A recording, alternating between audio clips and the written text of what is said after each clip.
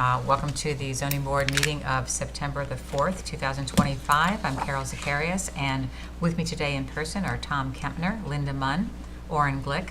That's a quorum of 4 out of 5, and we need a quorum of 3, so we're all set to go. We're also joined today by Alex Wallach, our planning director, Lisa Rickmers by Zoom, if you will, our senior environmental planner, and of course our trusted counsel, Brian Stoller. So with that, we'll go ahead and get started unless there's anything anybody wants to raise. Is Joyce joining us? Joyce is not going to be able to join us after all. Okay. So the first case on the agenda is one of the wetland special permit environmental variance cases. It's a carryover case of Maximilian Casante. I had a question on this one, Alex. It says adjourn to October 2. Did we already have a motion and vote to adjourn it all the way over to October 2? I believe so, yes. Okay, then we don't need to address it. Thank you. Yeah, the second one is a new adjournment request. They Yeah. are asking for an adjournment also to October 2nd. Right, so this is the Meadow Club case, 555 First Neck, case number 3204. They've requested the adjournment also to October 2nd, as Alex points out. Do I hear a motion to adjourn the case? So moved. All those in favor? Aye. Sure. And so moved. All right, thank you. All right, and from there we go to the second of the new cases, and that is the case number 3211, which is 1030 Meadow Lane, David and Danielle Ganick. Would you all like to come forward and we'll chat about it? Thank you. And Brian, you should have the affidavits of mailing and posting for this. I'm sorry, what, Alex? We didn't hear you. Oh, we have the affidavits of mailing and posting, so we're okay to proceed. Thank you. Good evening. I apologize, I have a little laryngitis. If you have trouble hearing me, just let me know. All right? Sorry. Sorry. Feel better. Pardon? Feel better. Thank you.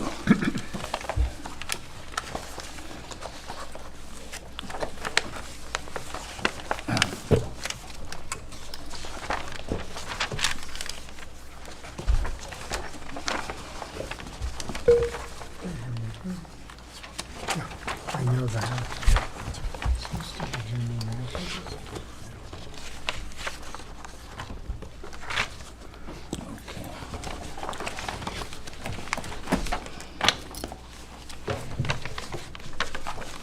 Thank you for your patience. This is an application for a small 121 square foot additional increase in floor area in a building, that is coverage in a building, in an 11,625,000 square foot house, which is non-conforming because it is located, like many other homes on Meadow Lane, seaward of the coastal erosion line. Coastal erosion line goes right through the middle of the house. And it's within 100 feet of the dune crest, also typical of the houses along Meadow Lane. The increase is at, and what do we have? I have the survey. I think he needs you to speak into the microphone. Can I have, is it? Sorry.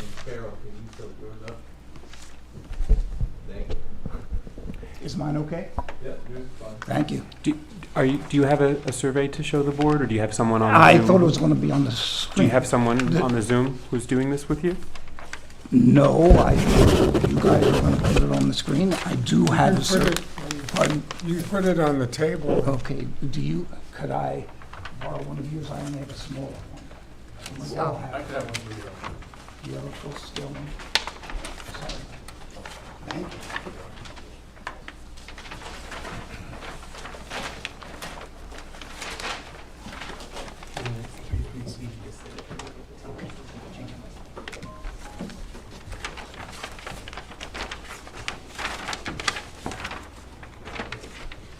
You can see the existing house is here in the larger part of the survey, which is on the right side.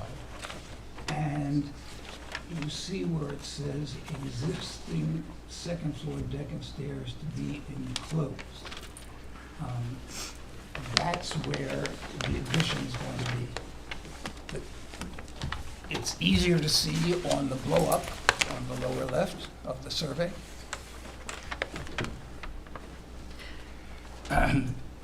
You can see there are two things. The two existing decks, they're going to be enclosed. They're the ones at the lower left corner and the one right on the other side of the existing part of the bedroom. Those are existing decks, and they're just going to be enclosed. The addition is, has a line between it, is just north of that enclosed deck, and there's also going to be an extension here, but that's over an existing lower deck, so it's not an expansion or additional lot coverage. Now, it's easier to see. I delivered 11 by 17 copies of 7 pages. The first page is this. Okay. If you look at this, the first page, it's actually easier if you look at the second page.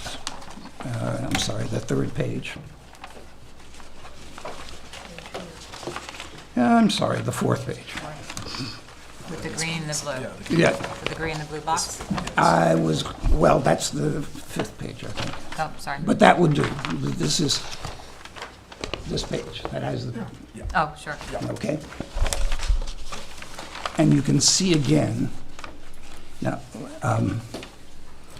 one of the things that's confusing, because I always get confused with architects' drawings, they show the ocean is to the left in this picture. All right? So, and Meadow Lane is to the right. The two pink ones are the existing decks that are, it's very confusing because the survey has the ocean in a different orientation, but that's the ocean to the left. The two pink areas are enclosing existing decks. The green and the blue are the additional coverage, and the pink to the right is over an existing porch down below. Now, so that's the basic. You can see it better on the first page. On the left hand is a picture of the house as it now exists, and those red dashes show where the enclosures are going to be. And you can see that they are over existing decks, except for the extension that's right in the middle. So it's a little hard to, I found it a little hard to understand, but that's that's where the additions are going to be. The only part that's an additional extension is, if you look at this part here, it's right here. This yellow part right here. That's the only, and it's 121 square feet. Yes, ma'am? So, am I to understand that the spiral staircase will be removed? Yes, And the addition will come out over part of it? yes. And it's that, the only part of the addition that is additional coverage is that 121 square feet. Otherwise, there is the existing deck, which you see right next to the spiral staircase.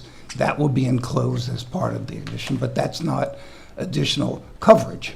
That's just enclosing the existing deck. So you're gonna bring this part of the building, this facade, you're gonna bring it out a couple of feet? Yes, The whole, from top to bottom? both just at the doors? top, just at the top. Down below is just storage and it's breakaway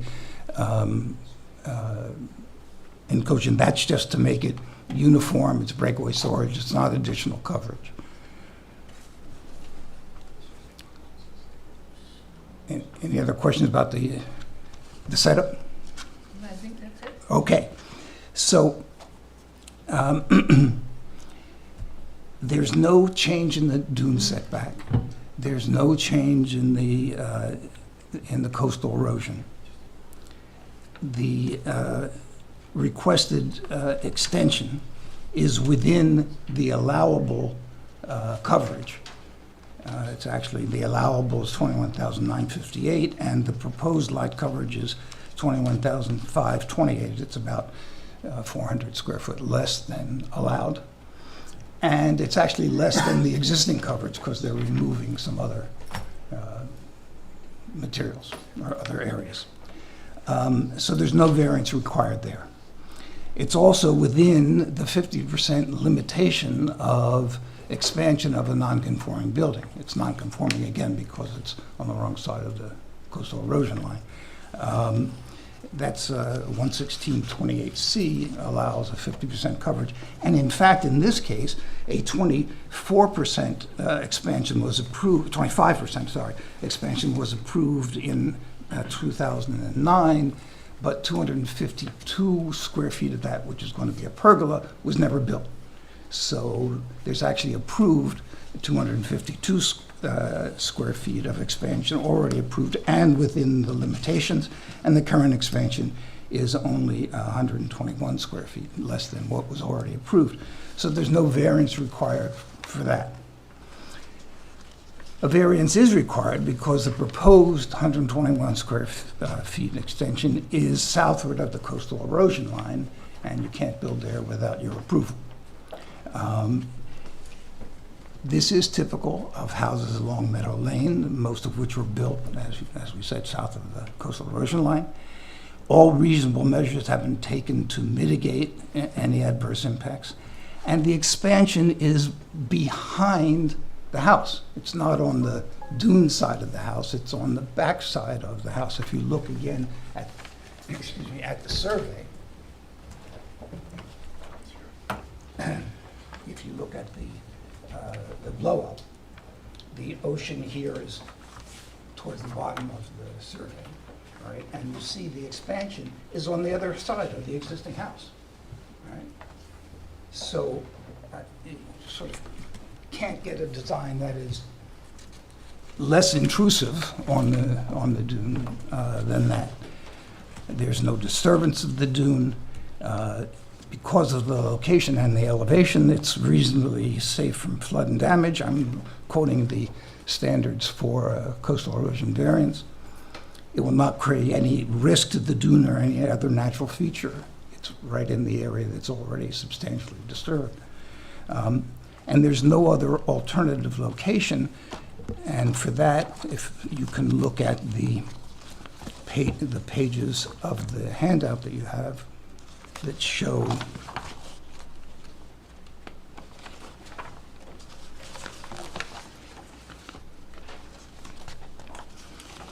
the page, Madam Chair, that you were looking at first with the green and blue shows a blow-up of the, that's this page, all right.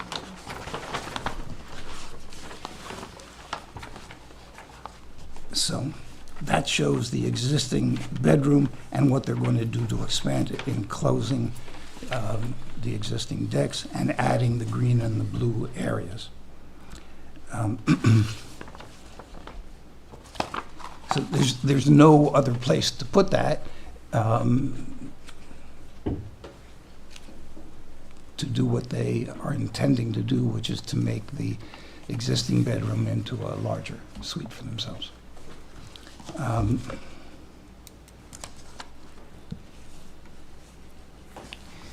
The variance is also required because it's within 100 feet of the dune crest. It's really the same analysis. That's what most of the houses have along Meadow Lane in that area. It's behind the house, so it's not having any effect behind. That is north of the house, and the dune crest, of course, is to the south, so it's way behind. And it doesn't change the setback to the dune crest from what's there now. It's 68 feet, so it's been 68 feet. That stays the same. And it won't create any impact on the dune because, again, it's shielded by the house. There are no other impacts and there are no other variances required. There was a question of the combined setback on side yard setbacks. It's 70 feet, it's supposed to be 80 feet, but that's pre-existing, and you'll see in the turn-down letter from the building department that that's checked off as pre-existing and non-conforming. So it's only the two issues, the coastal erosion. I'm sorry it took so long to explain the conditions and the position, but it's only the two issues, the coastal erosion line and the setback from the dune.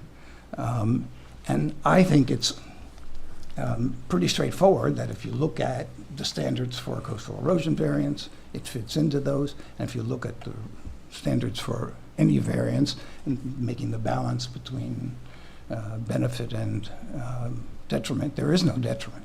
You can't see any of this. It's 300 feet from a meadow lane. Doesn't change the view of the house from any side or from the ocean. And there are no environmental impacts. They're not adding a bedroom, they're not changing the septic system, they're not doing anything that would have an environmental impact. Is the 120 square feet of additional Coverage.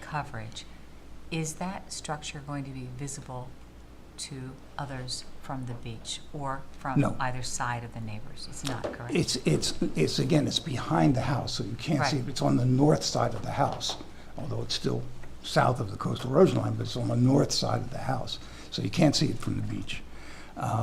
It's 300 feet from Meadow Lane, so it's very hard to see. Right. Okay. And there's really no difference in what the neighbors see. They're just enclosing the existing Okay. decks. So Thank you. All right. Thanks for that. any other questions? Any other questions, anybody? No? All right. Thank you. Thank you. Are there any comments from anyone here present in the audience on this application? Should we have comments from Lisa on the environmental impact? Sure. Great. Lisa? Yeah, so thank you. I wanted to highlight one thing, which is that the issuance of a CHA permit is a type 1 action in the village code. So we are going to need to get a full environmental assessment form. That said, there's no one else to coordinate with in this case. So traditionally, type 1 actions, you have to do a coordinator review. It's a minimum of a 30-day coordination period. But in this case, the only decision that's a discretionary decision that's being made is by the zoning board. So we would not need to go through that coordinator review process. However, we should still require the full environmental assessment form consistent with the village code's classification of this as a type 1 action.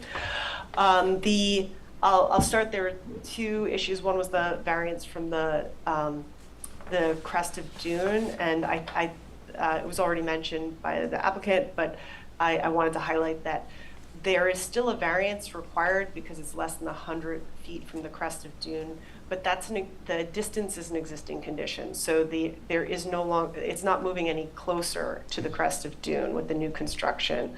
It is just maintaining the existing 68 feet based on my understanding of the proposed addition. There is a little bit more of that addition that will be, within that 68 feet, but that line itself is not moving. So I just wanted that clarity related to the crest of dune variance. In regards to the coastal erosion hazard area, there's a few purposes to that code. That is actually a New York State code that the village administers. The village is one of the certified communities that administers its own coastal erosion hazard area code. And the purpose of the coastal erosion hazard area is both to protect structures, man-made structures, from potential destruction in these vulnerable areas that are near the coast and are subject to erosion, and also to protect the environments and the natural barriers which help prevent further erosion and encroachment inland. With that said, I would say that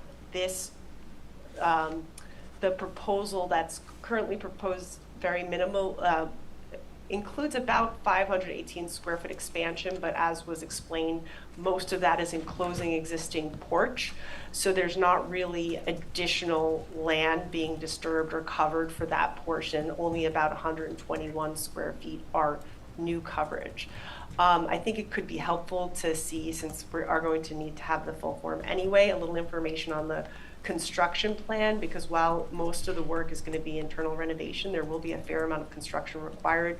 And the disturbance related to that should be removed as much as possible from that that dune area, that erosion zone, and towards the other portion of the house. That can always be a condition of the permit, but thought that was worthy of mention. Otherwise, I think that it was pretty well explained. It's a little complicated to understand because there are portions that are being renovated inside the existing building, portions that are being enclosed in the existing porch, and then an area of expansion as well of about 121 feet in total that'll be newly enclosed. So Lisa, how do we ensure that they minimize the dune impact during construction?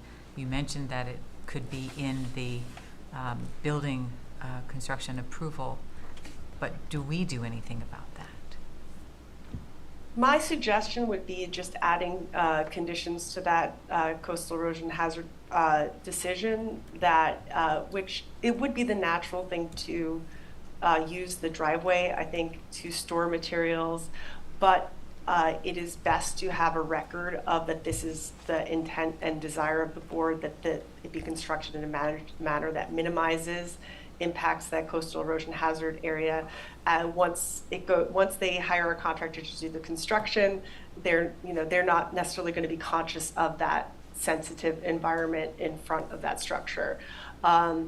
So putting it in the decision would just be a way to carry that forward, so that instruction then gets passed on to whoever is doing the work. Okay, thanks. Could I, that's fine, no problem with that, but I just wanted to add a couple things. One is on the seaward side of the house, the expansion there is just enclosing an existing deck. So the construction is all essentially interior. I mean, the deck is there, it has railings, et cetera, just making that part of the, so by its nature, it's not disturbing the dune. The same thing on the other side, on the landward side. The only additional part is the extra 121 square feet.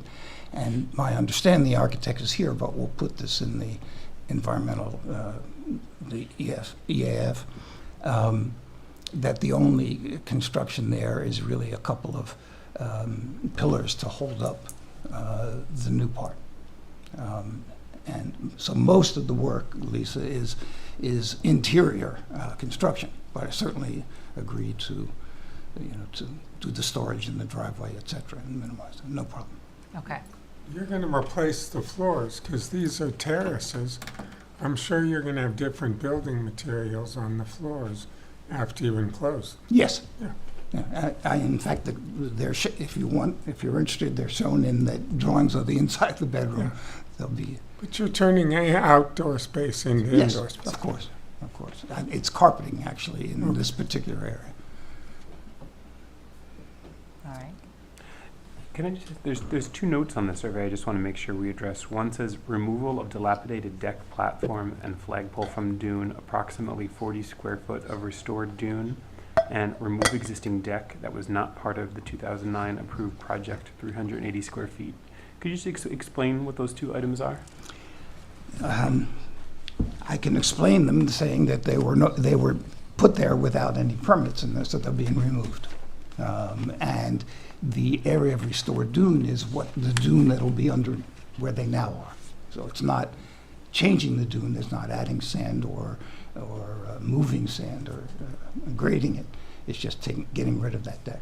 Is there anything that has to be done in restoration? I guess aside from removing those elements. My understanding is no. Okay. It's just sitting at grade above the existing dune. And there's one other actual thing. There's a flagpole that was put in without a permit, so that's going to be removed. So all the things that were put in without permits are being removed? Yes, and only those two. Right. And nobody remembers how they got there. It was a long time ago. That flagpole's been there 30 years. I think so. I think so. All right. Alex and Lisa, anything else from your end? Lisa, you look like you have some thoughts. Well, I was just gonna, and I think it was highlighted there that the property, the home itself is entirely within the coastal erosion hazard area. So, or almost, I guess there's It's two about, maybe it's about, different, there's excuse me, different it's about lines. half. It used to be entirely, but then the line got changed, so it sort of goes through the middle of the house. It's on the survey. The Yeah, line so comes it, like up. there was the line from the older line that was drawn, I think originally drawn in like 88, was in, like that entire area would have been Yes. enclosed. So I just wanted to highlight it because any work on this house would require that any expansion on this home at all would, and work on this house because construction, a new construction or expansion within the CHA does require a permit. So, and a variance from this, and in this case, we are looking at, it's not as if there's much of this house where there would be an area to operate outside of the CHA. So I did just want to point that out to the board because I didn't know if that was clear that it's not like this, the house is just barely touching the CHA and it's, No, right, it's very much inside that line. absolutely. All right. All right, thank you. Okay, thank you. Any comments from anyone in the audience? No? Is there anyone else on Zoom that would like to make a comment? Yes? All right. Thank you.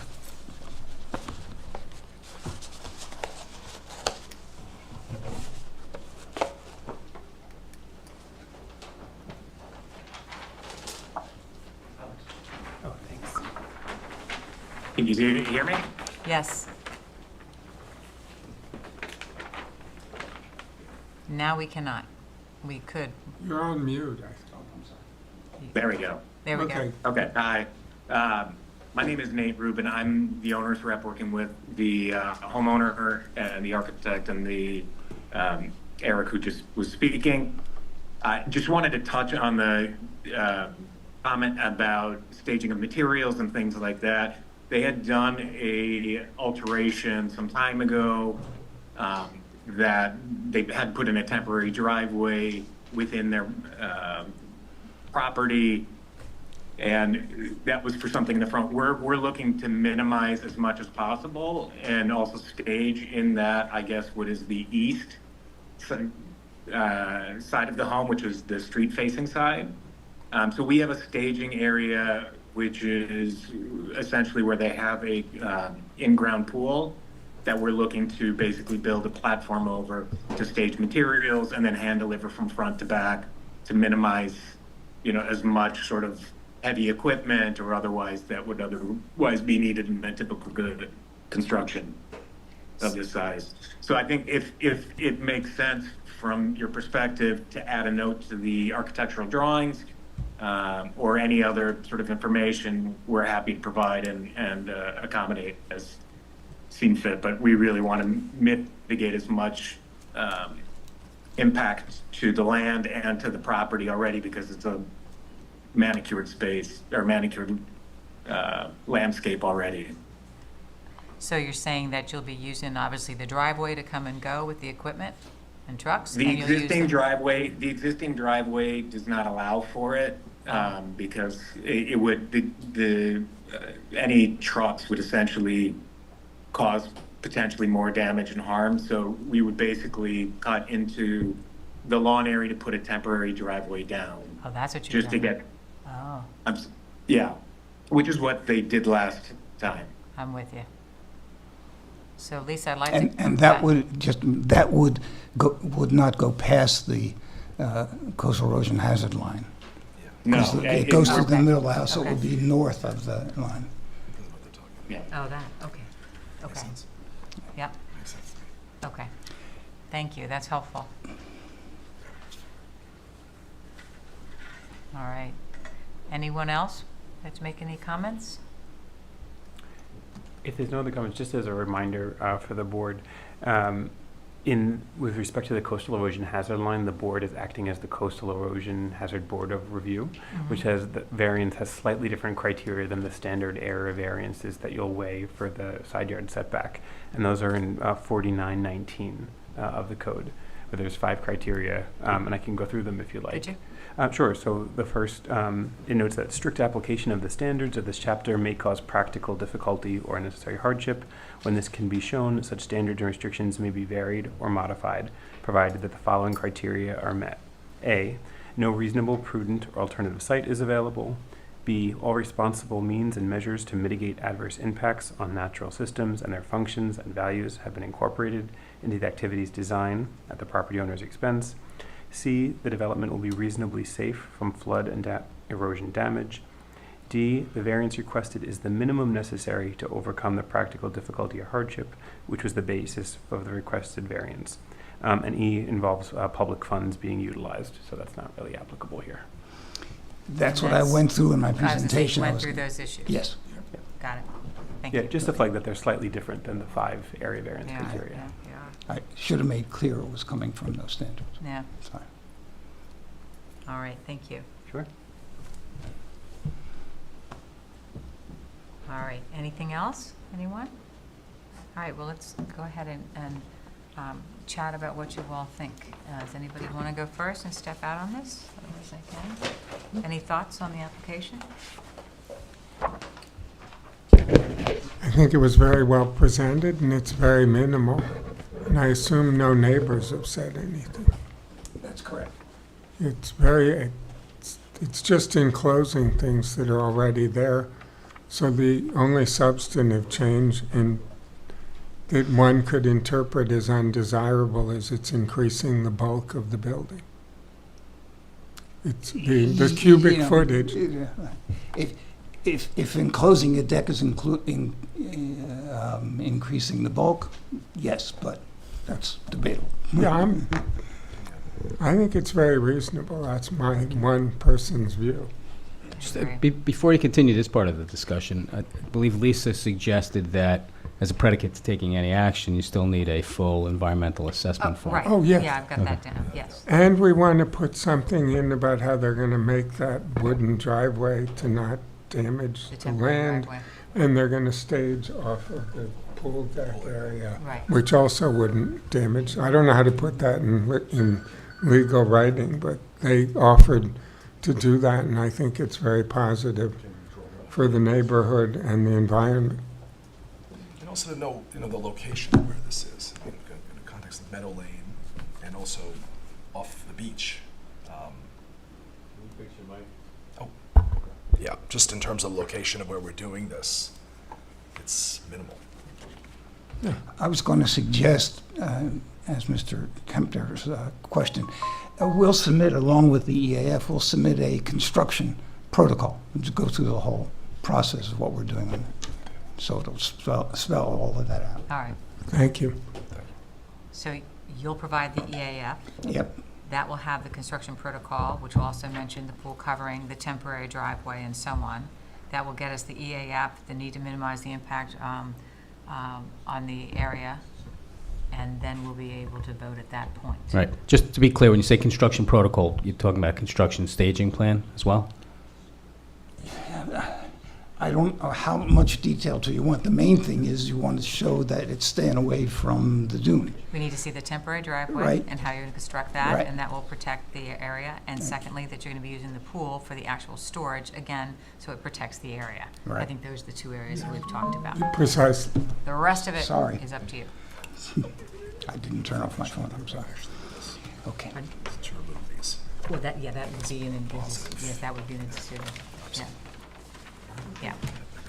He's making a comment that in any decision we eventually make, we should note that you are removing the flagpole and the deck that has been appropriately added, and so on and so forth. So, yeah. Sure. Okay, so Brian, are you saying that we should just simply adjourn this for now, come back with the EAF, and then we'll go into a decision, and the decision can incorporate the various factors we're talking about here? Correct. And the construction materials that, not That's what I'm saying. materials, but the information that you'll be provided with respect to construction Right, details. okay.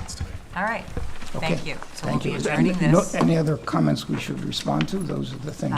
No, no. Look forward to getting the EAF and the rest. Thank you very much. Thank you. So you need a motion to continue it to October 2nd. Right. So moved. All those in favor? Aye. All right. All right, thank you, that was helpful. Wonderful. Okay. So with that, we'll move on to the cases seeking area variances or special exceptions. And I think that was all we needed Lisa for, so if it's. Oh, excuse me, Lisa, thank you so much, very helpful, Thanks, Lisa. very helpful. All right, so now we'll move on to the cases involving area variances and special exceptions. The first one is a carryover case, case number 3206, Bishop Waves at 139 Bishop's Lane. And come forward and we can chat about that. Is anyone here for The that? applicant reached out to me late in the day saying that they were still awaiting an updated survey, so they asked if they could adjourn to October 2nd as well. All right, do I have a motion to adjourn till October 2nd? So moved. All those in favor? Aye. So they're getting an additional survey? Yes, I think they were proposing to make some changes to their proposal, and they're waiting on the surveyor to produce some updated documents reflecting that, is my Great. understanding. All right, good, excellent, thank you. Yep. Do you, Alex, just from pattern and practice, you may not know in this particular case, do you know if the submission papers, I meant to go through it before this meeting and I didn't, does it include the original survey that was put on this property prior to any construction? Would that be in the file, or would they just submit what they ended up building, which of course requires a variance?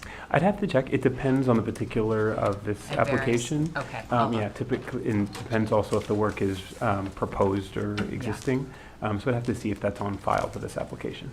Okay, I'd like to check that one out when they come back. Okay, great, thank you. All right, and the second case in this category is Tallow Building. It says applicant requests an adjournment to October 2nd. Do I hear a motion to adjourn that case? So moved. All those in favor? Aye. All right, now we move on to the new cases. There are three. The first is case number 3210, Searsucker LLC, 99 South Main Street. Want to come on forward and we can chat about that?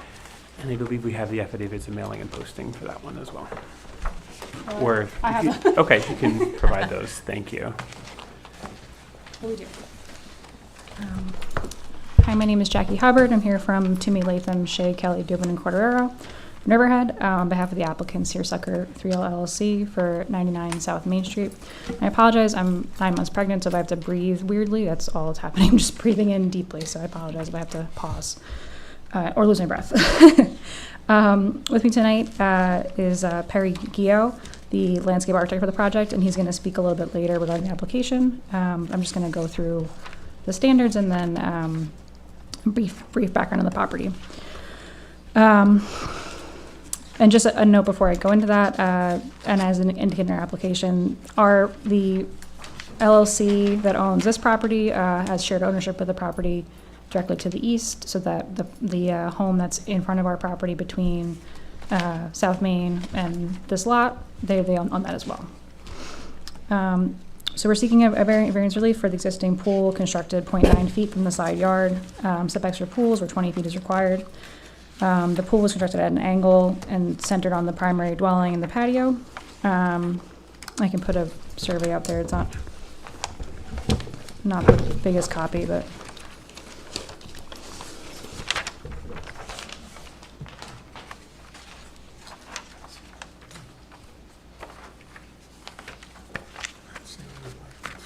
You're just going to have that facing you, and then we'll be able to pick it up on, thank you. We'll pick it up on the overhead.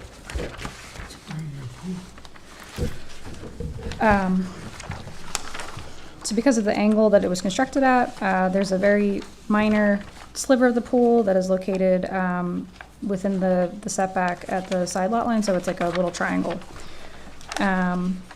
We had spoken to the neighbor directly to the north there, Mr. Niven. It was our understanding that he was submitting a letter in support, but I don't know if the board had received that or not. It doesn't seem like maybe you had received any correspondence. Excuse me? I don't see that. Okay. I had said that we had spoken to our neighbor to the north there, Mr. Niven, and I wasn't sure if you had all gotten any correspondence. So okay. Yeah, there's no correspondence Okay. in the file. Thank you. No. Apologies. Anyway, so it is a very minor request that we're making.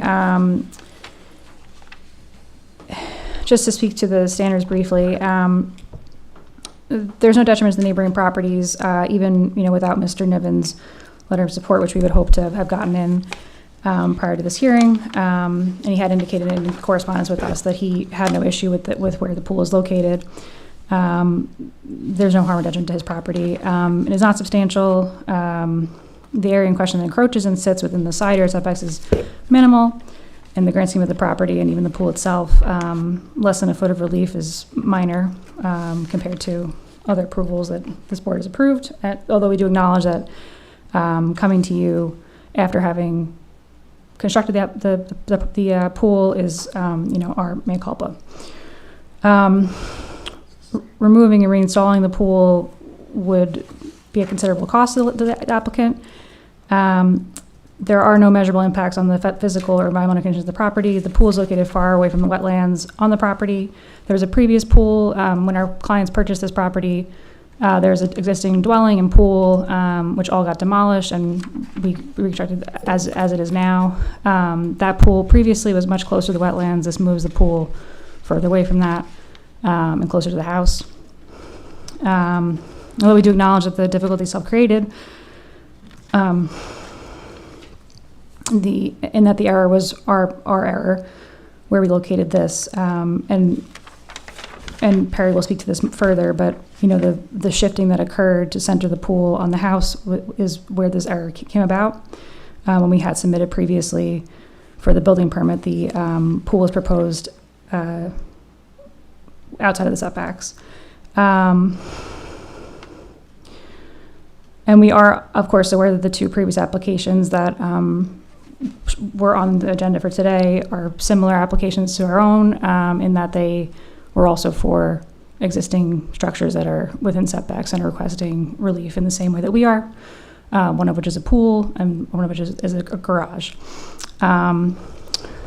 We would distinguish our application from those only in that the other pool that is on the agenda, which is adjourned to next hearing, is in many of the setbacks and on a much smaller lot. Ours is only this one small sliver that we're talking about, a little triangle.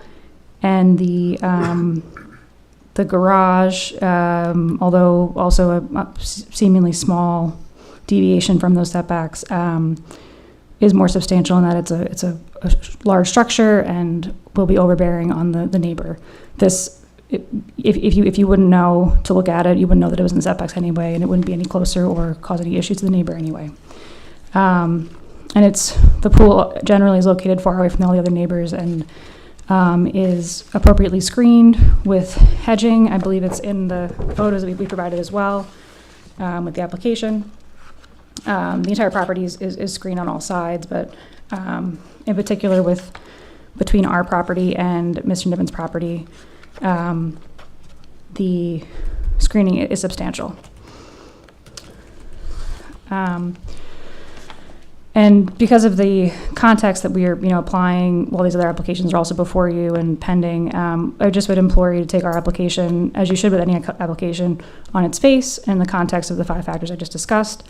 And being clear that although we have created this difficulty for ourselves, it is clear that this benefit would outweigh, a benefit to our applicant would outweigh any detriment to the health, safety, or welfare of the neighborhood or the community. And if there be any detriment at all, be unlikely conceivably caused by our variance for this very small part of the pool. Mr. Gio is going to speak further to this, but I just thank you for your time, and I apologize again for my breathing. So if you have any questions, I'll be able to answer them. I'm just going to sit down. That's okay. Can I ask why this wasn't brought to our attention before you put $50,000 of concrete in the ground? That'd be a much easier decision for us. We, This like I said, needs Mr. a Gio is variance. The variance wasn't requested till after the fact. right, because they weren't aware that they were placing it in those setbacks. Okay, and an architect couldn't figure that out before the fact? Or surveyor. Thank you. I acknowledge that it's a difficult situation that we have placed ourselves in. Yeah. So let me ask you something.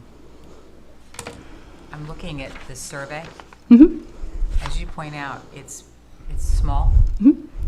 One of the criteria is, can this be remedied in a way that would not require a variance? We're talking a foot. Why don't you just expand the terrace in that area? It's around the first step anyway. Just expand the terrace, and this is solved under one of the 5 criteria. Of course, I understand, and we applied as we were once we came to realize that there was an issue. We did what we were supposed to do and applied to your attention and board. Appreciate it. So I don't want to say what we could do without speaking to the client again about those options. Okay. But I would like Perry to be able to speak Sure, as well. absolutely. And then, in that situation, we would, of course, request for an adjournment, minor Right. adjournment, just to discuss with the client further. But like I said, we apply, understanding our error, and, that's why we're here before you, Thank you. just following the procedure, so. I just want to state for the record, there have been an awful lot of errors lately. You referred to the 3, and these are first grade math. Anybody who's a professional builder and knows how to use a ruler, protractor, and other instruments should be able to measure setbacks from lot lines. This is not like advanced physics. So it's pretty upsetting to us when people make mistakes and then come and plead the mercy of the court. I understand that, and that's These why guys would not like it if their neighbor did that. I can't speak to how they respond to a similar situation, but and that's why I raised the other. I understand the awkward context we find ourselves in too with the other applications that you've just heard earlier this summer, and obviously last hearing you had the Tala building. Well, So- yeah, Which we didn't take kindly to. yeah. Yes, You saw the record. I did. I'm not going to get into other applications. I'm just confused as to why you didn't have a remedy that seems to be pretty available. I mean, I'm curious. I'd like to know, why isn't that a solution instead of coming here? Of course, and like I said, we're just exercising our right to do so, and also to just following the procedure as it is. Okay. So, but I'm going to let Thank Perry you. speak. So I All right. apologize. Thank you. I'm just going to sit right here. You're welcome to sit at the table if you'd Okay, like. We can pick you up on those mics as well. There are all the images, the plan and the view that we can access. I apologize. Alice, do you have a bigger one of we just submitted those 2 renderings. I know we were looking at them before, but I have like a smaller version.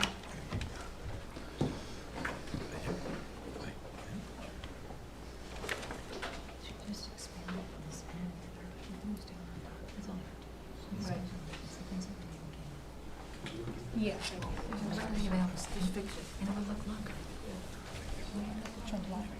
I think, I've seen this, let's try this one.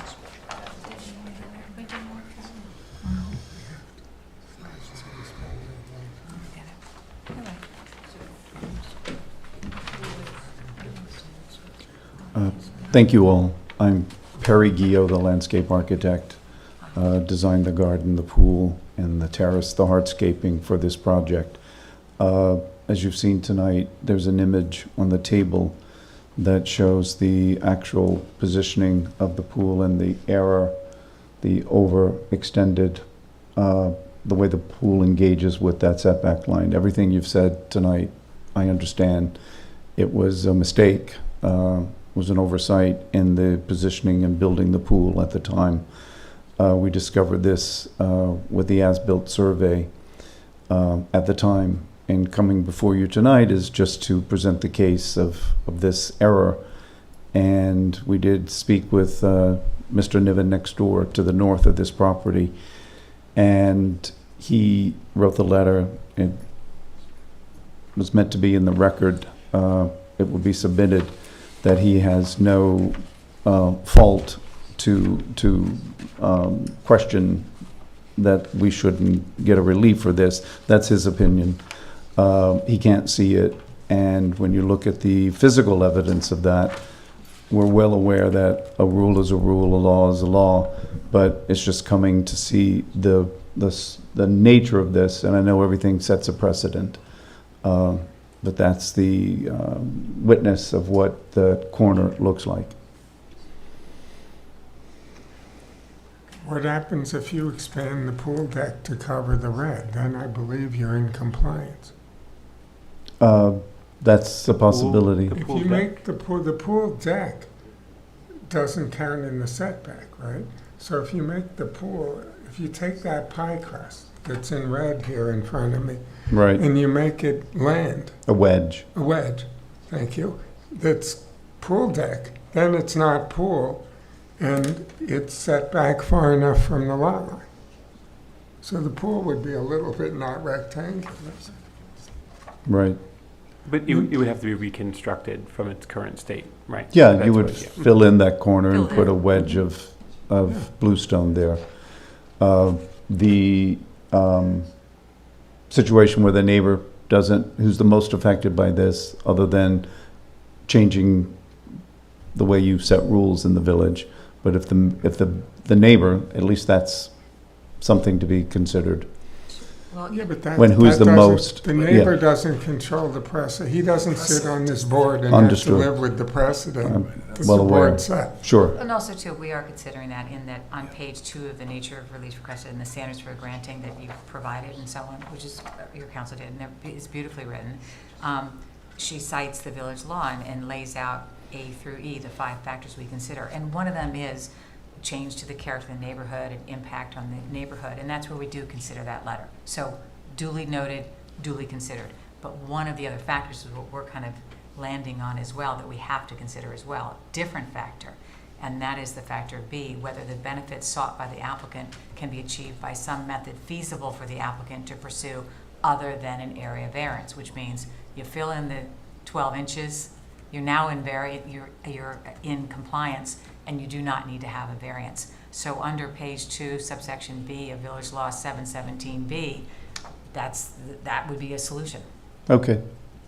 That's what we're talking about. We haven't decided, but that's why Yeah. we keep coming back to it, because it lands on one of the 5 criteria, and it would provide a compliant solution for you all without, Outside of this. it's not a dramatic Yeah. change to the pool, and yet it would have a dramatic change in not needing a variance. Understood. That's our weighing I can see. we're doing. I can speak in this mic, okay. Right, so we would request at this time that we could adjourn to the next hearing, just to. All make right, su- and talk about it. Yeah, just talk to the client, and make sure that that letter does get in too, just for your. Absolutely. You know, so Absolutely. it's not just our word, as what he said that to us. Of course, no problem. Thank you for coming, you. and thank you for your Absolutely. papers. Beautiful garden. Yes, it is. Well, thank you. Did we ask if there's any public comments? I Oh, don't know sorry. if anyone in- Oh, Yeah, we problem. need to do that. Does anyone in the audience here have any comment on this application? Or is anyone on Zoom that would like to comment on the application? No? All right. Do I hear a motion to adjourn to October 2nd? Is October 2nd enough time for you? Yes. Okay. Motion to adjourn to October 2nd? And All I those in heard Tom favor? second. Aye. but yeah, okay, great. Great, thank you so much. Oh, I sorry, second. Yes, thank you. Thank you. Yeah, I didn't ask for seconds. Thanks. That's the solution. Okay, so the next of the new cases is case number 3212, and that is 96 Edwards Lane. Thank you. And do we have affidavits of mailing and posting for this one? Good evening, Madam Chair, members of the board. Carl Benacasa, 860 Montauk Highway, Watermill, New York, for the applicant. The relief requested is a 170 square foot addition to an existing one-story, 1,870 square foot home. I do have surveys that I will lay out.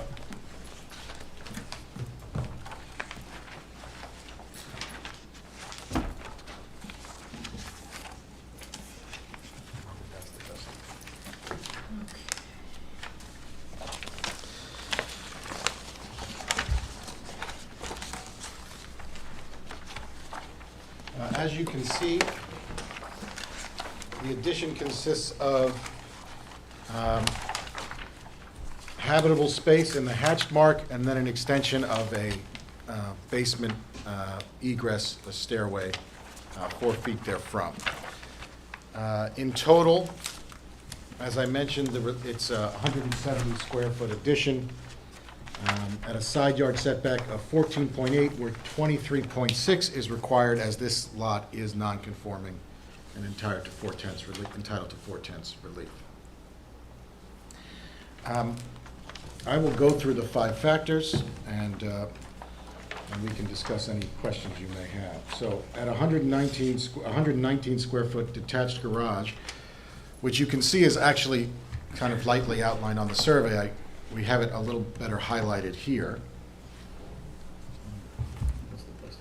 So right here. If you look on the survey, it's just to the east of the proposed addition. You can see it in the dotted lines there. That is an approved structure that currently exists on the lot and is only 11.1 feet from the side yard. The neighborhood is, if you're familiar with the neighborhood, it's largely made up of these single-story, one-story, single-family homes, many constructed in the late 50s and 60s, and many exist within setbacks and in pre-existing non-conforming state. In fact, the home directly to the east has an attached garage that's just 12 feet from the property line. So this addition won't change the character of the neighborhood. It's certainly harmonious with the existing home. It's designed to expand the home, a small portion of the livable space of the primary bedroom, and add a walk-in closet for storage.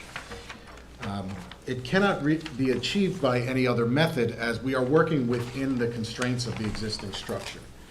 And to add any space to that primary bedroom would require the addition of the proposed addition to the east side of the home, as opposed to any other side, because if you do the south, you're interfering with an existing patio, an existing exit. To the north, you're butting into the front yard, and certainly there's no opportunity to add to the western side of that room. So this is the only way they could achieve this relief. Is it substantial? The applicant seeking 8.8 feet of relief in total for, as I mentioned, a modest addition of 170 square feet. Of that relief, 3.6 feet is to accommodate that cellar egress. So although the cellar would be 14.8 feet, the egress from the side yard, the actual habitable space would be resulting in, at the minimum, an 18.4 foot setback from the side yard. Oh, I see what you're Carl, before we go on, try and understand, and I think that's what the board's looking at now too, is the separation distance, the linear distance to the construction. It looks like the patio is 14.8 feet from the property line, but then the cellar steps, the cellar area, I don't know if that includes that patio or Yeah, not. that includes the patio and the cellar steps, which is really just the landing of the cellar steps. So that's why it's 14.8. That's why it's 14.8. Otherwise, now there's a section of the code that allows for cellar steps such as this to be 4 feet into setbacks.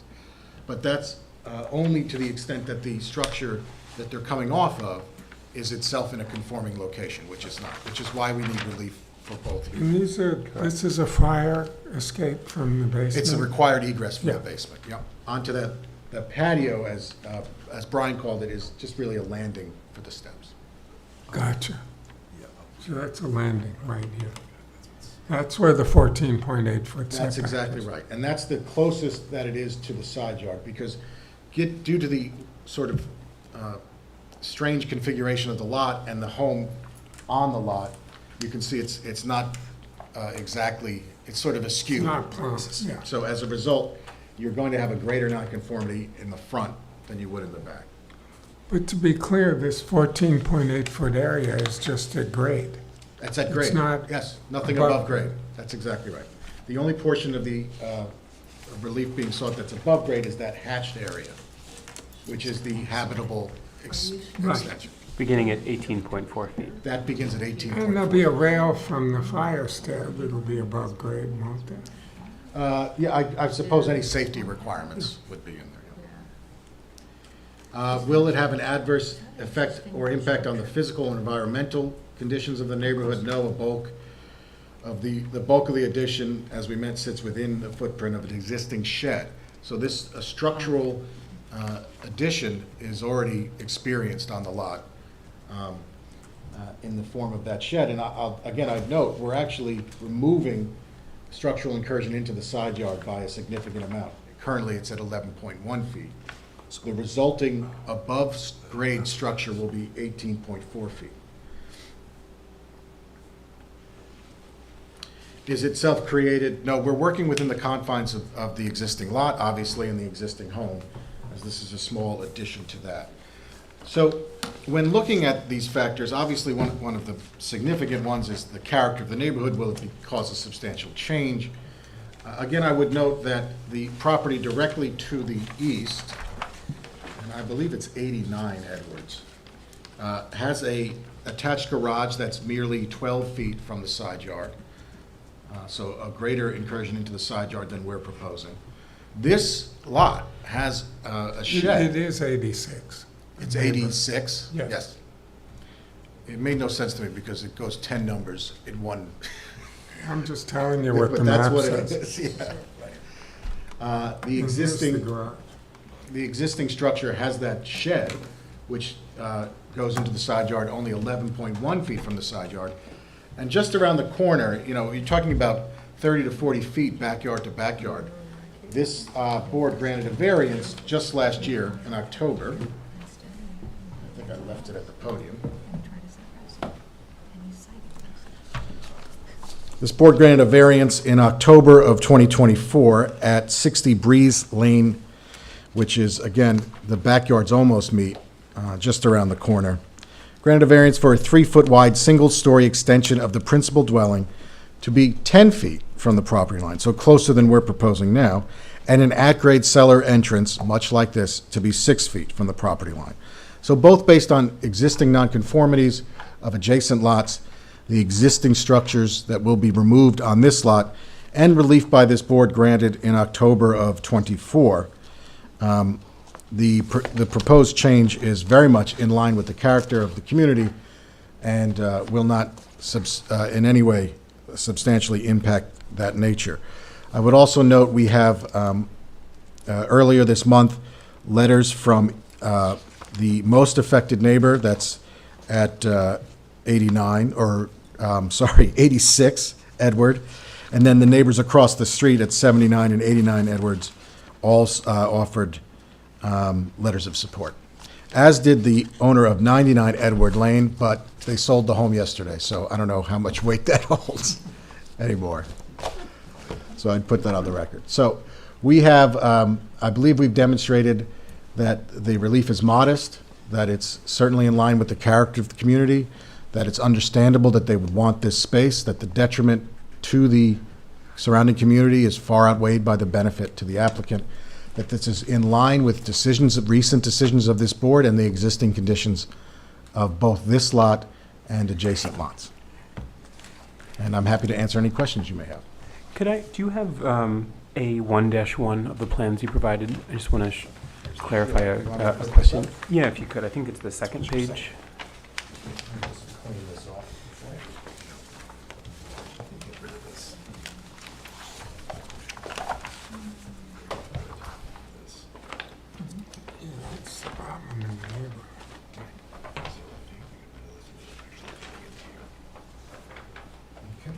So I think on 1-1, it shows that there's a 36-inch tall guardrail, and answer your question.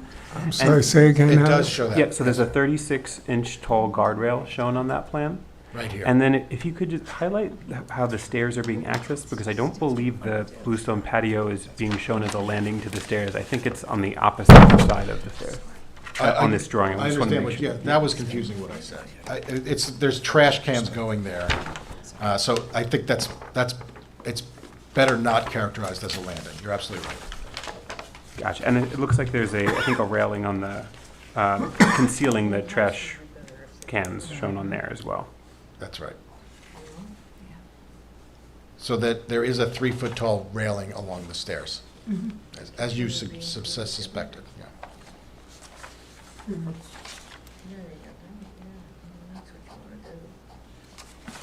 All right. Anything Any other comments you'd like to share? That's been No, very I think- helpful. I think that's it. Really helpful. If you have any questions, I'm happy to answer them. Okay, we may. Anyone here, would you like to make any comments on this application? Anyone on Zoom to make any comment on the application? No? Okay, so let's chat. I'll go ahead and kick it off, if you will. 5 factors. Character of the neighborhood, not changed. I would agree with that. Damage to the environment, not readily apparent. Self-created, they haven't done it yet, so that's, to me, not really relevant. But the one I keep getting stuck on tonight for some reason is there another way to do this where you would not need a variance? It seems to me they could go out toward the existing patio. That is exactly where the master bedroom is. It is exactly where the master bath is. You push out on the existing patio, you don't need a variance. And if they still want more space on their patio, they can push the patio out a few feet. So I don't know why we keep encroaching on the side yard when we have plenty of room in the backyard and the bedroom is absolutely sitting there on that patio for expansion. Well, I think internal aesthetic is a reasonable consideration. And if you were to put this, essentially, most of the addition is a walk-in closet. It's for storage. So you would be eliminating an egress point in the home if you were to put it against the patio, and you would be eliminating windows to the backyard. I think you would also likely be disrupting the existing flow of the bedroom, which was sort of along that longer side along the home, as opposed to configured as to be adjacent to the patio. And finally, the cellar exit would have you'd be having difficulty accessing the cellar from the patio, which is part of the relief. Well, you would put the cellar stairway starting further out into the backyard where the bedroom is now pushed out into the backyard and go down the same side of the house you were planning on it. I'd have to see the measurements, but I have a feeling that's going to be within not needing a variance. Well, I can't say that would be the I mean, case. You all have to talk about it, but my point is, closets aside, you can expand the bedroom in a direction that doesn't require a variance and choose another location for the closet. I mean, I could pick one right now on the map that I've drawn in. You could actually expand the primary bath beside it as a result, because if you expand the master bedroom, you could expand the primary bath. You could put a door out from the master bedroom into the terrace, as you've talked about. I mean, there's a lot that you're suggesting that, this was thoroughly vetted by an architect, and I Well, I'm understand. sure. I'm only talking about that one criteria. Is there a way to do this that doesn't require? It is one criteria. Oh, Sorry? I don't know if you took public comment already. oh, excuse me. Yeah. All right. Any other comments? Well, I'd like to address yours. Sure. Yeah, so, is it the architect that put his hand up? Maybe. Yeah, Jeff? No, that's the applicant. If he wants to speak, certainly let him speak. So let's take your final comments here, and then we'll continue our deliberations after we hear It's, from him. yeah, these are 5 factors that should be considered. Failing one does not mean you fail them all, although Absolutely true. I would not say that this necessarily fails that. I think the existing configuration of the home is certainly important when considering making these changes. And I think although there is a possibility that you could achieve something similar to what we're proposing by going on to and encroaching on the existing patio, thereby and expanding the patio, creating a more lot coverage, or you could do this, which makes far more sense from a design perspective, makes far more sense from preserving the existing flow of the home, the existing outdoor spaces of the home. And, again, the thought of putting a walk-in closet in the wall that faces your backyard and currently has an egress to the patio directly, you would be eliminating that egress and eliminating that that window to the backyard as opposed to a side yard, which is certainly provides far less of a vista or utility.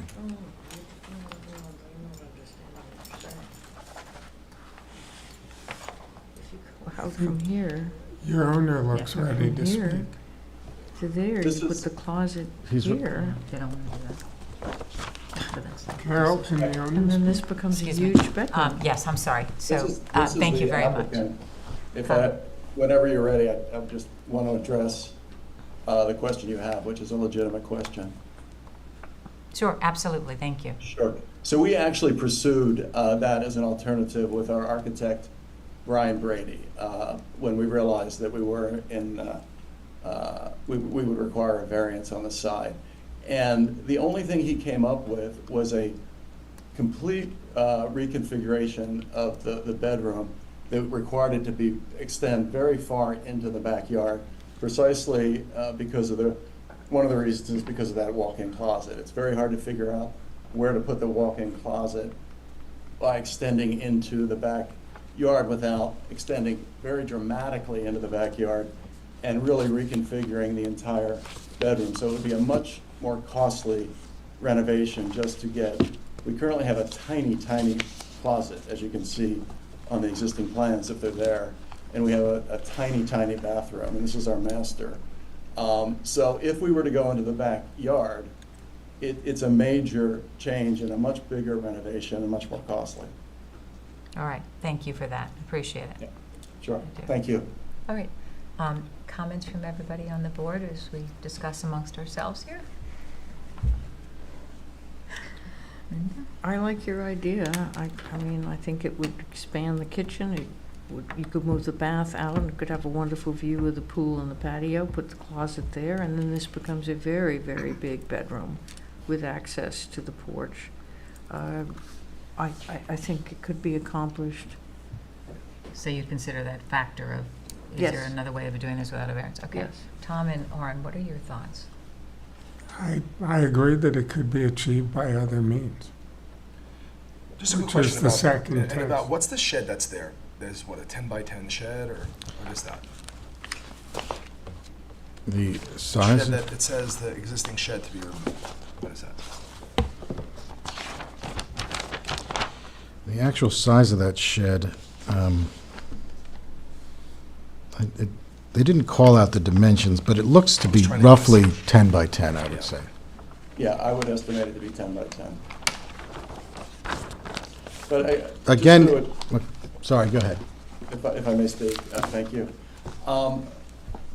Just to respond to comments from a couple of the board members about a feasible alternative, the cost associated with doing that, I would ask them to be a consideration, because that negatively impacts the owners. We're talking about a much more expensive extension. We're currently extending on the existing roof line of the house. We're currently extending on the existing footprint of the house in terms of just going out linearly from the existing parameters of the house. The other alternative, which Brian did explore, is much more expensive, and that negatively impacts us as owners. Thank you. And I'd remind the board, the overarching standard for which you are guided by the five-part test is the benefit to the applicant outweighed by the detriment to the community. And I can't think that you could say in these circumstances that the benefit, that it weighs in favor of denial, given everything we've said, including the very recent decisions of this board to grant similar relief around the corner. In October of last year, almost unanimous except for one member was excused and abstained. All right. Any other comments? No. No? Okay. Any other comments by the board? Are you all inclined, how are you inclined to go on this, and should we put it over for further discussion? Excuse me, I'm on Zoom. Oh, there's someone there. Excuse us, sorry. We will Was that find you. Brian? Yeah, it's Brian Brady, the architect. Oh, hello, Brian Brady, the architect. Yeah. Sorry, we How didn't are know you you? were there. Appreciate it. I'd just like to reiterate that we really did explore going into the backyard, and in, the whole beauty of these ranches and this house is to get as much glass in the back to oversee the backyard and make it as gracious as possible. I just heard a comment saying that you could expand the kitchen. There's no way we're expanding the kitchen. So by adding the bedroom out into the backyard and capturing the light that we need to make that room pleasant, we had to extend it almost to the end of where the existing patio is, which then blocks all the morning light coming into the family room across. It's a real detrimental addition to it. And the one that's proposed right now is just a simple addition onto the existing structure with the existing roof line. It's very, very simple, and it achieves everything that we're trying to do from an architectural standpoint. So, since you're being so gracious to be on the phone, it looks like from the submission papers that there is a peaked roof line facing the front yard. And it looks like from the plans that what is over in that area of the house is existing bedroom number 2. Do I have that right? Correct. Okay. You're talking about how it is cost-effective to go in a linear fashion with an expansion. So you're just expanding the roof. You're not having to recreate roof lines. Could you simply add on toward the front of the house and grab that closet, if you will, from the expanded space between bedroom 2 and the primary bedroom?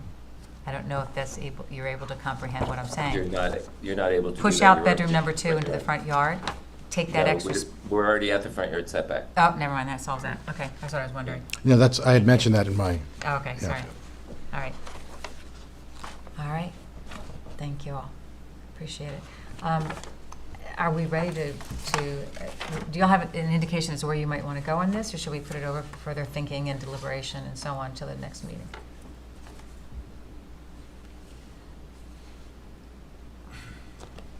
I personally need to think more about this because I'm troubled by it, but I don't want to be overly negative, so I really want to give it a due consideration. So, I'm troubled by it too, Carol. yeah. on one factor. On one factor? Achievable by other means. I Achievable think. by other means is a factor, yeah. Yeah. So I So, move that we adjourn it, or whatever yeah, one yeah. says. Do I have a motion to adjourn this case to the So next moved. meeting on October 2nd? Sure, I All those second. in favor? Aye. Aye, all right. We need to think this thoroughly because we want to be fair and so on, and We can submit, if you'd like, some information detailing the extent of work that would be required. no, I believe you. No, you don't have to prove that case. No, we trust you completely on that. We're just trying to weigh in our own mind's eye the importance of the notion that why isn't something done, I know at admittedly heavy cost, that wouldn't require a variance in the village? That's the question, and we have to figure that one out. How much does that weigh? Okay. That's the issue. So I can provide you some, hopefully, legal guidance on that point. Sure, anything you'd like. All right. All right, and thank you all. I appreciate you being available by Zoom as well. Thank you. All right. So, and the third case of the new cases is case number 3214, 555 Captain's Neck. Hello there. Good evening, Carol, board I'm going to members. recuse myself. All right. They're good friends of mine. You have been very patient for waiting. I appreciate your time.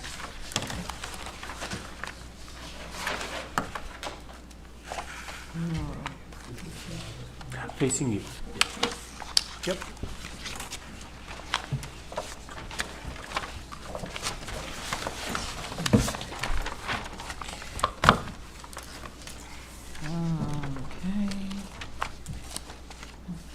So I'm just going to hand up some pictures if you haven't had the opportunity to go to the property. We did include in our package aerial photographs. I also have some color ones if you need to see those. Were these previously submitted with the application? Just supplemental Yes, that? yes, supplemental. Hopefully I gave you enough there. So good evening, board members. Wayne Bruin, O'Shea, Marcinsigan Bruin, 250 North Sea Road, Southampton, New York, on behalf of the Mary J. Penniman Revocable Trust and the Garrett M. Moran Revocable Trust. The application is for a rear yard variance, and I'll get into the size and magnitude of that. The property is situated at 555 Captain's Neck Lane. Subject parcel is 85,841 square feet, a little over 1.9 acres. and we're about 1,600 feet south of Down East Lane. The premises was created back in 1972 by a subdivision and subsequently by lot line modifications. And at that time, it was known as the Carney Estate and had several buildings and dwellings on the property. And this lot ended up with a rather weird configuration, to say the least. And it's unique in this whole neighborhood. Most of the other parcels are much larger and more rectangular in shape. This parcel, that the existing dwelling was moved to the property from another section of the Carney Estate in 1972. It was located in at that time, in 1972, the zoning required a 75-foot rear yard setback. In 1973, the property was rezoned. The code changed the zoning such that it then required a 100-foot rear yard setback. And the property is now located in the R120, and it has a 100, which requires a 100-foot rear yard setback pursuant to 116.11.1A. That being said, the applicant and their predecessors did do several additions to this property. We provided copies of all the COs through time, but we also provided you copies of 3 prior zoning board decisions, one in 1975, one in 1977, and one in 1991, where this board pretty much gave rear yard setback variances and a side yard variance.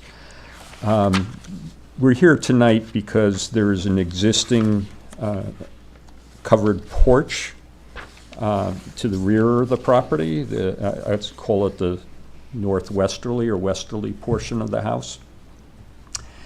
And if you look at the configuration of the lot, the rear lot line comes to essentially a point pretty close to the rear of this house. And then it veers off to the northwest and to the west. And the setback for the existing enclosed porch is currently 68.3 feet.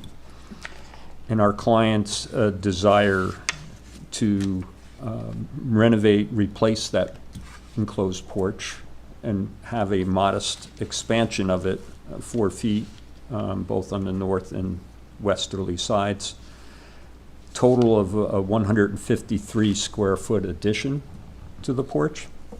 However, that addition causes a further 5-foot encroachment into the existing rear yard. So instead of 68.3, the setback would be 58.8 feet from that rear yard setback at that point. And it is a point. And you can see that on the survey. We highlighted it on that particular survey. It is shown on the survey. We've included the plans for the new porch, and a portion of that porch, about half of the square footage, is going to the north, which would be over the existing patio, which was part of the variance granted back in 1975, which was for a patio to be set back 55 feet from that rear property line. Our petition goes through the 5-part test. One of the most important things is the property to the west was the remainder of, the primary remainder of the Carney Estate. It's approximately a little over 9 acres. It surrounds this property on 3 sides, on the north, west, and even the south, where there's a 20-foot flag. And if you look at the aerial photograph, you'll see there is a driveway system that goes through that flag and encircles our property on all 3 sides.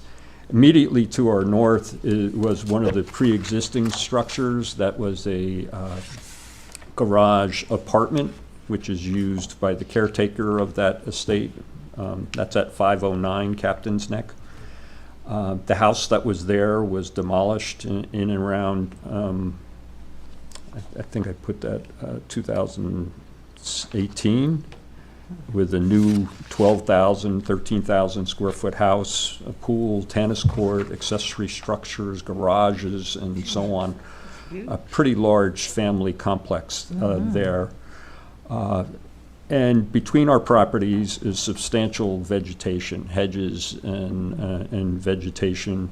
Immediately to the rear of our property is a large tree that also provides screening during the summertime. So virtually this porch, existing porch, unless you're on the back of this property, it's invisible from Captain's Neck as well as our adjoining owner. So as far as any detrimental impact to the character of the neighborhood or our immediate neighbor, it's basically imperceptible. The actual porch will match pretty much the existing porch as far as the architecture and style, and that's all shown on the plans that we submitted.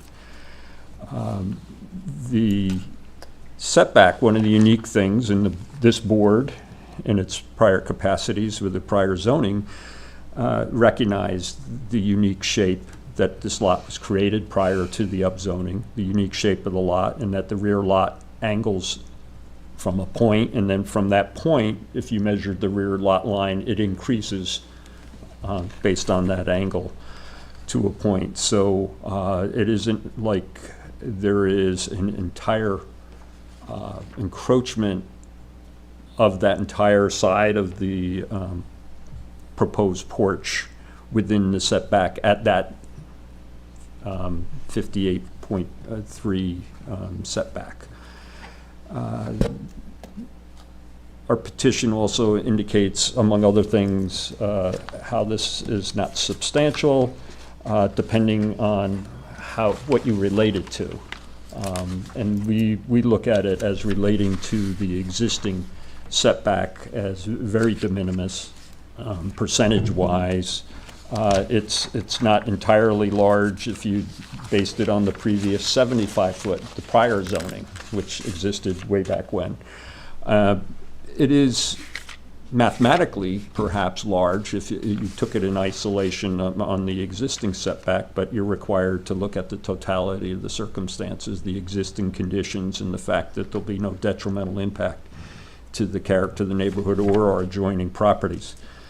As far as the topic at hand, can this be achieved in any other feasible manner that's feasible to the applicant?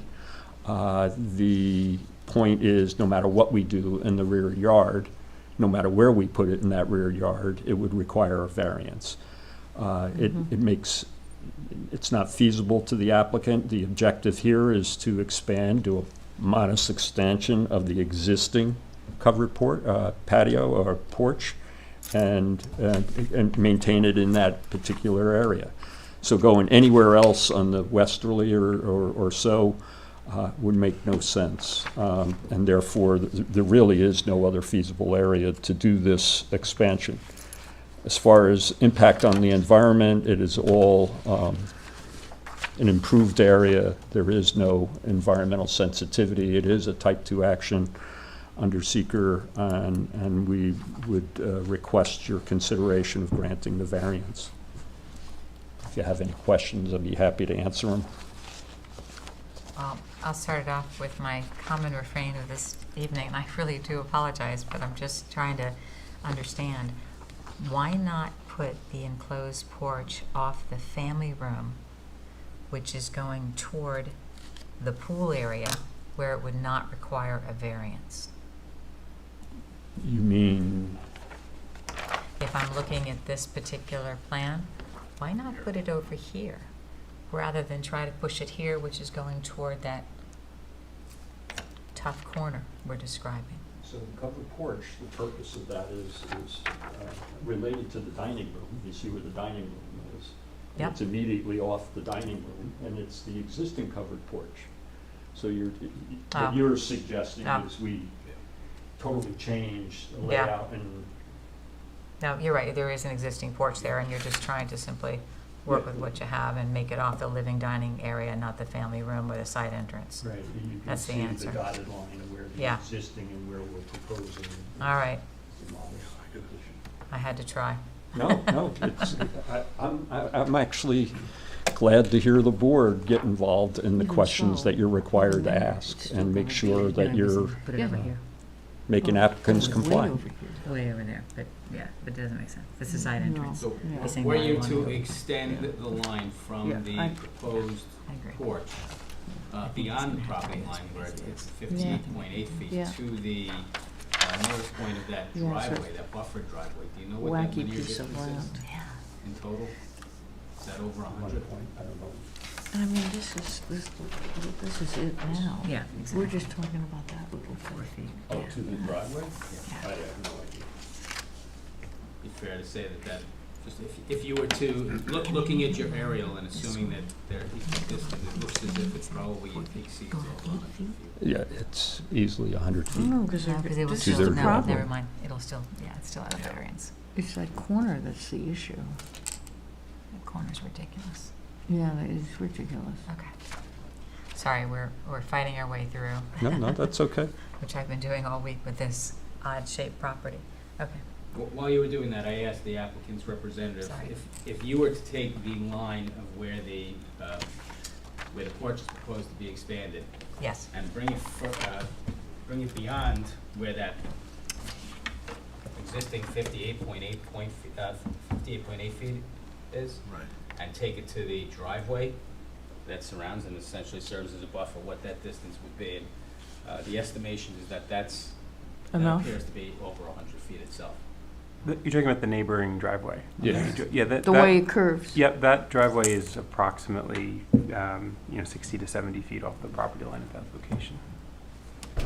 Yeah, so it would be well over 100 feet from the back of this house to that driveway. So Brian, I'm sorry, I didn't understand the ramifications of what you just said, so can you walk me through it? Sorry.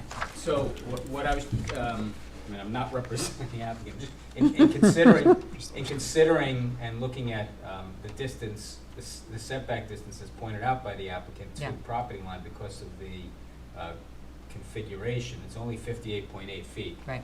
But then if you were to take that further out where the line may otherwise, or could Oh, otherwise to have the other been, driveway there. to the Oh, driveway that separates the two properties, yeah, you're over 100 at that point. right, true. I thought you were referring to their own driveway. I thought, No, not Yep. to the driveway Yeah. to the south, no, to the, If you Yeah. measure from Yeah, here this driveway. to Yeah. this line, it's well over, this is 90 feet in itself. Right. This distance here, so you add 90 to 58, you're like 148 Right. feet To to the this, driveway. what would be a proper rear lot line. I don't know why they ended up with this configuration, but it certainly has impacted Yeah. on how anything can happen on this house. Well, it's tough because given that this odd configuration, what you're suggesting certainly doesn't change the character of the neighborhood. It certainly doesn't create environmental problems. It's gonna be self-created that you're adding 4 feet onto a screened-in porch, but that is not substantial, and there simply is no other way of doing this. There's no direction you can go, given this boomerang layout of the property. Yeah, the lot shape, yeah, okay, I'm with you on this one, I get it. All right, any thought, so thank you very much. There's no one in the audience I can ask for comments. Is there anyone on Zoom that has any comments? No, all right. What do you all think? I'm inclined to go with it for the reasons I just stated. I don't know what else they can do with this property ever if we don't approve this, so. I agree. You agree? Yep. Yeah, I agree Be too. inclined to go. And you Yep. agree as well? All right. So Brian and Alex, may we vote on it now? you may. And then we can prepare the opinion after the fact? All right. May I just say, all those in favor of approving the 4-foot extension on 2 sides of the terrace as submitted in the request? You need a motion and a Do we have a second, motion? and Yeah. then you can- Yeah, and say Is that going to be pursuant to written findings? Unless you want to do it as a short form decision. What do you think? What does that mean, a short point It- decision? It means you don't have to wait till the next Right. month to. We approve it now, Yeah, I come in let's and get 'em sign it during started. the course of the week, and Sure. it goes away. All Yeah, right, so great. yes, we'll do a short form. Let's do it. All right, yeah. All those in favor of approving this, well, first we have to close the hearing. All those, all those in favor of closing the hearing? Aye. Aye. And I need a motion to approve. Do I have a motion to approve the application as drafted? Can I just Sure. say it that way? Yep. All those in favor? Aye. All right, that was a cheating way of doing it, but we did it. And now you'll be preparing the opinion, and I can sign it, and it will be resolved, correct? All right, thank Great. you very much for your Thank you. time. Appreciate it. All right. Wonderful.